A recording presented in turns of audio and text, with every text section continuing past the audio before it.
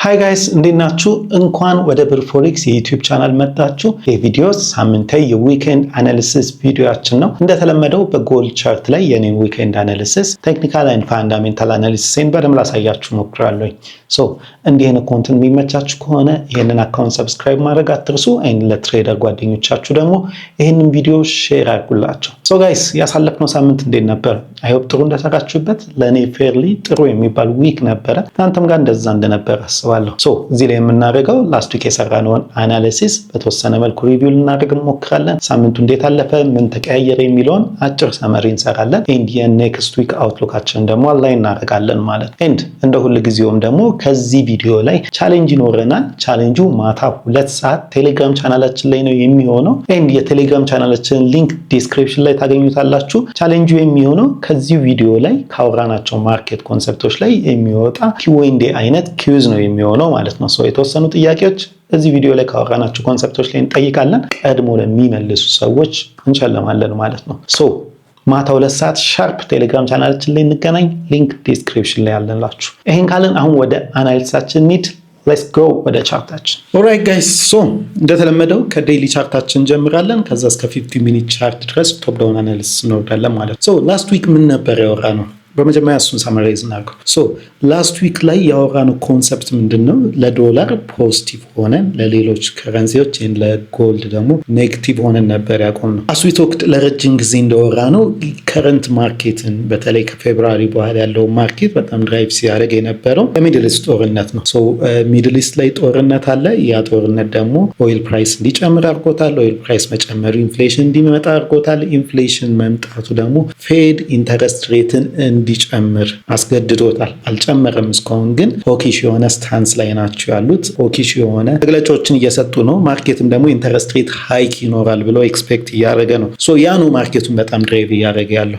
አሁን ሞሮፍ ሰላም ነገር ወርዷል። ያን ያህል ትልቅ የሆነ ሄድላይን የለም በጦርነቱ። ነገር ግን ዘ ዳሜጅ ኦልሬዲ ኢዝ ደን እና አሁን ምንድነው ኢንፍሌሽን በጣም ጨምሯል። የዩኤስ ኢንፍሌሽን አሁን 4 ቤት ገብቷል። እንግዲህ ኤፕሪል ላይ 2 ቤት የነበረ ነው። በአንድ ኤክስፖኔንሻል ግሮ አድርጎ ነው 4 ቤት የገባው።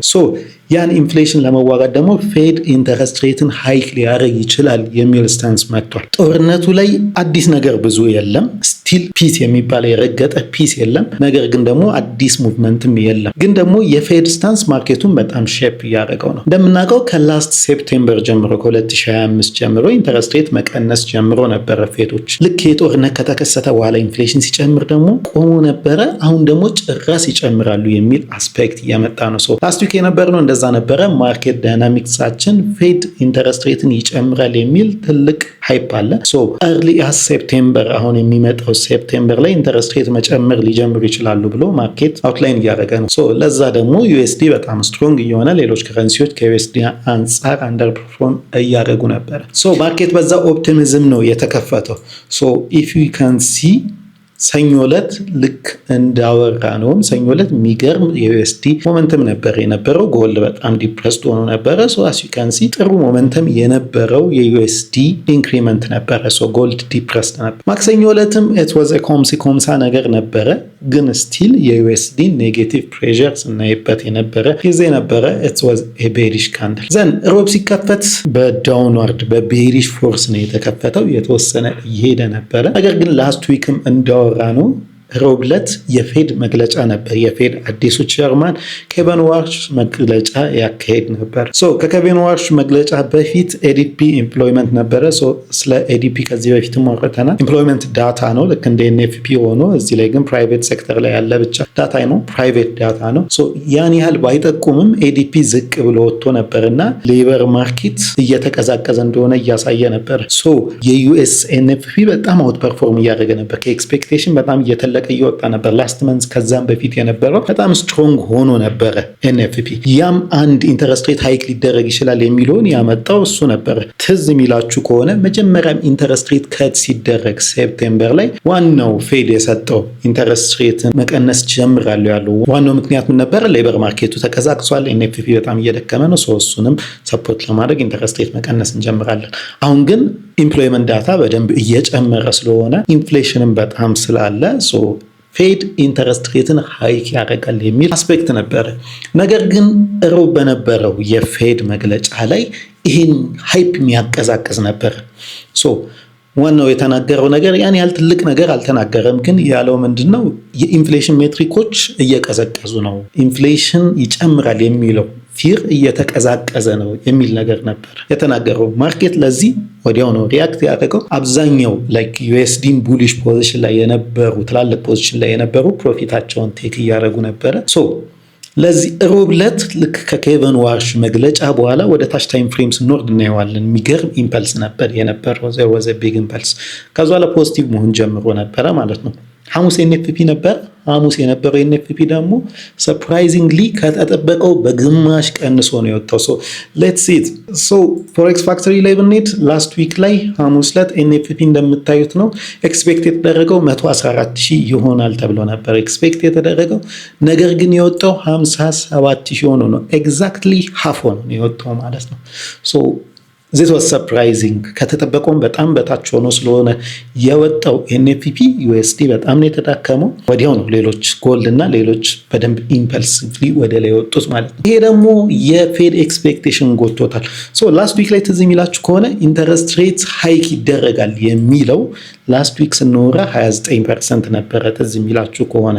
ከዛ ለዊኩ ላይ ደግሞ ሰኞ ከዛ ማክሰኞ ዕለት 33% ደርሶ ነበር ኢንተረስት ሬት ሃይክ ይደረጋል የሚለው የኔክስቱ ላይ ማለት ነው። አሁን ከኬቨን መግለጫ በኋላ ከዛ በኋላ ደግሞ ከኤንኤፍፒ በኋላ ወደ 21 ወርዷል ማለት ነው። ይሄ ዩኤስዲ ላይ የነበረው ፌቨር ሲያደርገው የነበረው ሃይፕ በጣም እየተቀዛቀዘ ነው ማለት ነው። ፖዝ ቢለው በ78 ተልቋል ማለት ነው። የሴፕቴምበሩንም ብናየው ተቀዛቅሷል። ሴፕቴምበር ላይም ሃይክ ይኖራል የሚለው አሁን ኦልሞስት እኩል ሆነዋል። አንድ ሃይክ ይኖራልና ፖዝ ይኖራል የሚለው ማለት ነው። ስቲል ሴፕቴምበር ላይ ሃይክ ሊኖር ይችላል የሚለው ያመዝናል። ግን ላስት ዊክ ከነበርንበት በጣም ተቀዛቅሷል። ኤንኤፍፒ በጣም ተዳክሞ ነው የወጣው። የፌድ አውትሉክም እየተቀየረ ነው። ሆኪሽ ከነበረው ስታንስ ደከም እያለ ነው እየመጣ ያለው። ይሄ ደግሞ ጎልድ በጣም ዲፕረስድ የነበረበትን እንግዲህ ኢንተረስት ሬት ሃይክ ሊኖር ይችላል የሚል ያመጣውን ዲፕረስድ ያደረገውን ከዛ በላይ ምን እያደረገ ነው? ቮይዶችን እየሞላ ሪትሬስ እያደረገ ጎልድ አሽቆልቁሎ ከነበረበት ብርክ እያለ ነው ማለት ነው።